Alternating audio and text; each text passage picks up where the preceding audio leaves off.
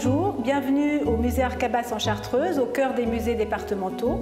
Je suis Pascale Chaumet, la responsable de ce musée, et je vous accueille ici dans le narthex de l'église de Saint-Hugues en Chartreuse, qui est donc le musée Arcabas. Et je vous présente les premières œuvres qui accueillent le spectateur quand on arrive ici. Donc le poisson, symbole de la chrétienté. Une représentation du Moïse, l'un des premiers prophètes, et ces magnifiques portes en chêne incrustées de clous en laiton qui représentent des anges portant des calices. Et je vous invite à rentrer dans l'église en poussant la porte des anges.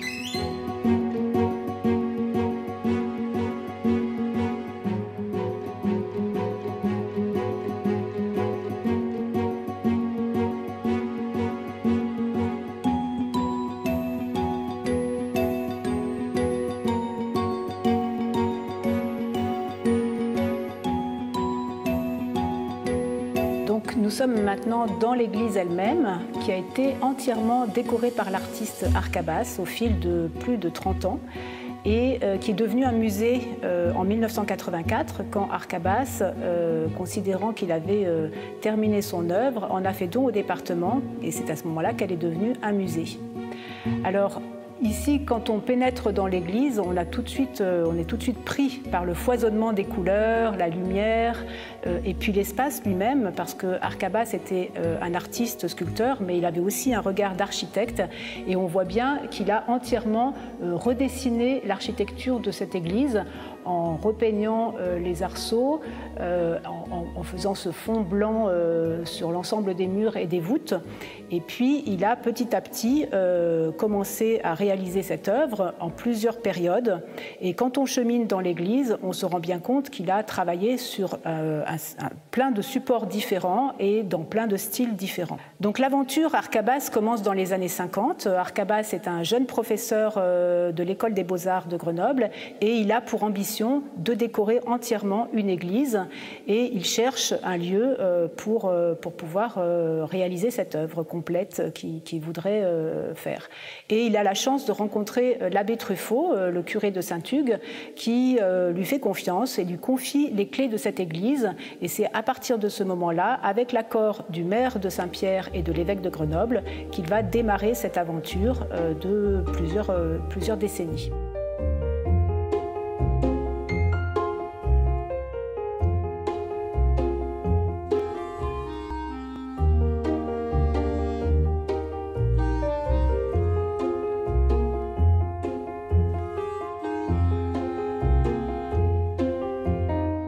Alors bien sûr, ici, on est dans une église qui au départ était tout à fait banale et que Arcabas, dans son premier geste, a complètement transformé. Il a vidé tout ce qui faisait la décoration de l'époque et il a réalisé les vitraux, notamment, pour transformer la lumière, ces vitraux jaunes qui apportent une note très chaleureuse à l'ensemble de l'église.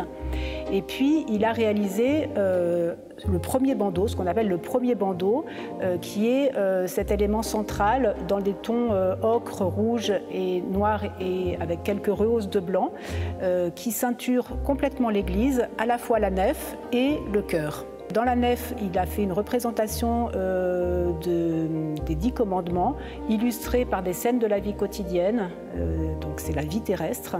Et dans le chœur, on a des représentations plus de la vie divine, avec notamment la scène et 2 manifestations de la puissance du Christ, la résurrection de Lazare et la parabole de la femme adultère.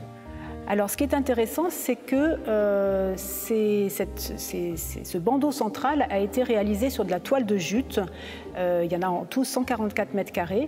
Et c'est un matériau qu'il a utilisé parce qu'à l'époque, il n'avait pas beaucoup d'argent et qu'il prenait toute cette réalisation à ses frais. Et donc, voilà, la toile de jute était un matériau peu cher. Et il a aussi utilisé une peinture qu'il a fabriquée lui-même à base de pigments, de sucre, de miel et d'œufs, une méthode traditionnelle, et il s'est limité à ces 3 couleurs, rouge, noir et blanc.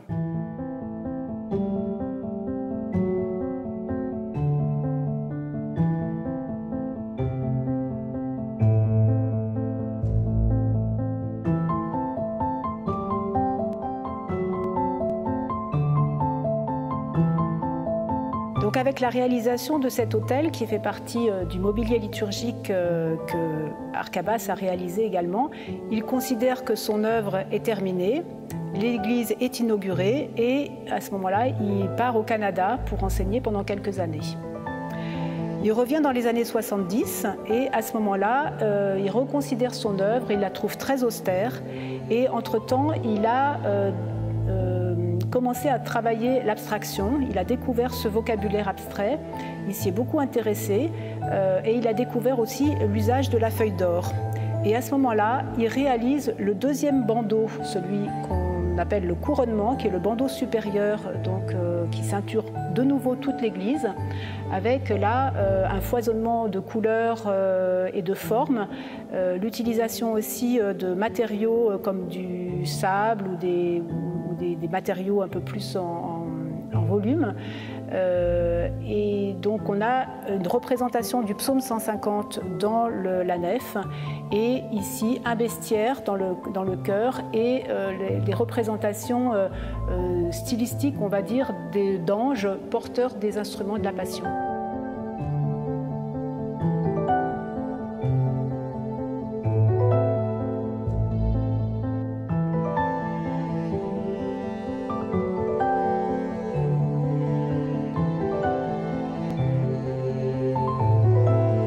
Donc là, je me trouve à côté du tabernacle, un objet très singulier, une sculpture vraiment intéressante que Arcabas a réalisée dans un bloc de pierre d'une seule portion, qui représente un ange dont il a dû replier les ailes parce que le bloc n'était pas suffisamment grand pour qu'il puisse les déployer.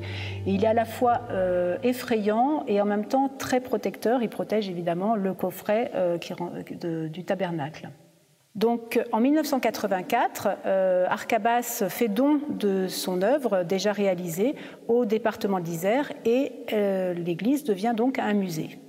Et puis, il continue quand même à venir, à considérer tout ce qu'il a fait et il a l'idée de rajouter un dernier bandeau qu'on appelle la prédelle, qui est constitué de 53 toiles qui sont véritablement des illustrations dont l'inspiration est vraiment dans les textes des évangiles. Et donc, il installe ce bandeau tout au long de l'église, de nouveau, et à hauteur d'œil, on est vraiment presque comme dans une galerie, dans son atelier, véritablement.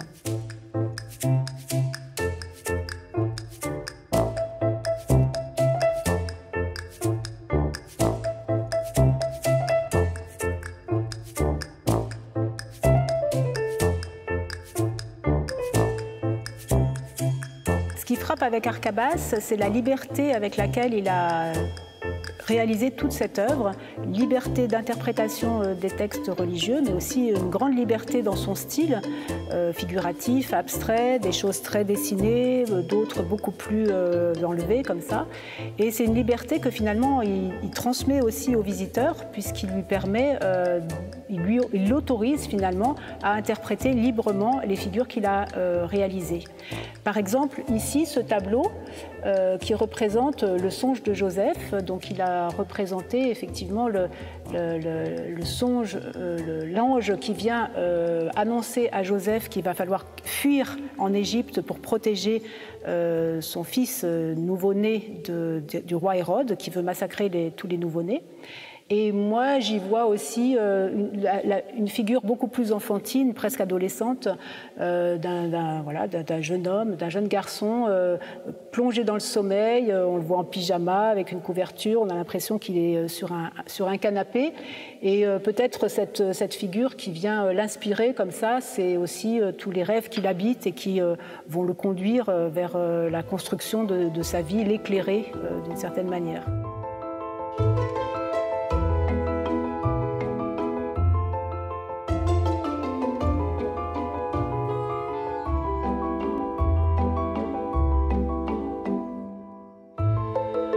Dans les chapelles latérales, l'artiste propose une circulation entre des représentations de la vie et de la mort. Donc ici, en face de moi, on a une représentation de la Vierge à l'enfant avec une cohorte des anges.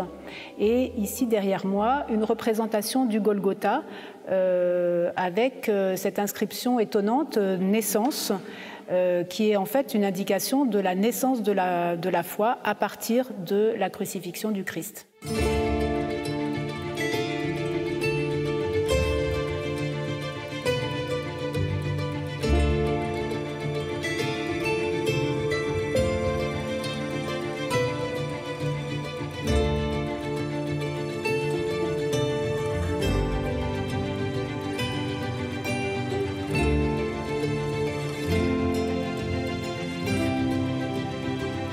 Donc nous terminons la visite sur le parvis de l'église devant cette œuvre monumentale qui fait écho à l'œuvre monumentale d'Arcabas.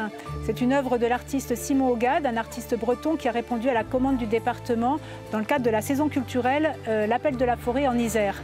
Elle s'appelle Fondement et elle est inspirée par la verticalité du bâtiment. Elle vient aussi questionner nos propres fondements en tant qu'humains dans notre rapport avec la nature. Donc c'est la fin de notre visite. Le musée Arcabas est ouvert toute l'année et comme tous les musées du département, il est gratuit.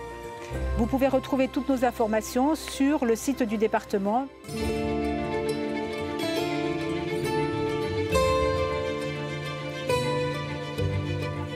Pour ceux qui voudraient en savoir plus ou qui voudraient garder un souvenir de l'expérience de visite au musée Arcabas, nous avons ce guide pratique qui recense toutes les œuvres qui sont présentées dans l'église. Merci de nous avoir suivis et à bientôt au musée Arcabas au sein du Massif de la Chartreuse.